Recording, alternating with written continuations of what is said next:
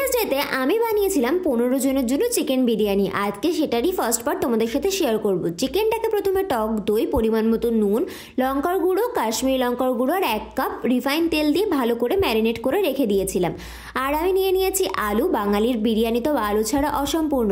নুন, হলুদ গুঁড়ো, কাশ্মীরি লঙ্কার গুঁড়ো দিয়ে ভালো করে মেখে সাইড করে রেখে দিয়েছি। এদিকে বিরিয়ানির চালটা ভালো করে ধুয়ে জলে ভিজিয়ে রেখেছিলাম 1 ঘন্টার জন্য। উষ্ণ গরম জলে গুঁড়ো দুধ দিয়ে ভালো করে মিশিয়ে কেশর আর আতর মিশিয়ে রেখে দিয়েছিলাম। এবার আমি পেঁয়াজগুলোকে হালকা চিনি দিয়ে ভেজে তুলে রেখেছি।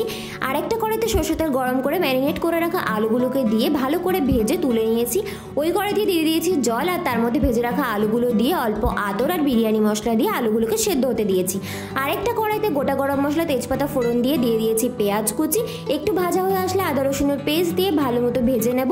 তারপর দিয়ে দেবো পরিমাণ মতো নুন, হলুদ গুঁড়ো আর দেবো বিরিয়ানি মশলা। সব কিছু দিয়ে ভালো মতো কষানো হয়ে গেলে দিয়ে দেবো ম্যারিনেশন করে রাখা চিকেনটা। যারা আমার আগের পার্টটা দেখোনি তারা দেখে নিও, তাহলেই জানতে পারবে আমি চিকেনটা কিভাবে ম্যারিনেট করেছি।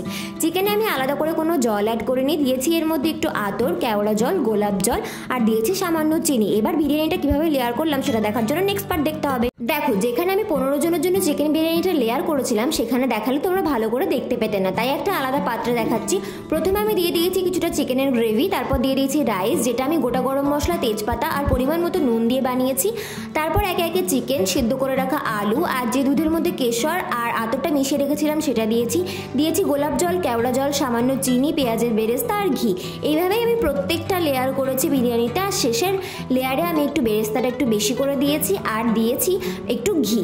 তারপর এটাকে আমি গ্যাসে দম দিয়েছি। একটা তাওয়া গরম করে তার উপর এটা বসিয়ে দিয়েছিলাম। 20 মিনিট দম দেওয়ার পরে আমাদের বিরিয়ানি তৈরি।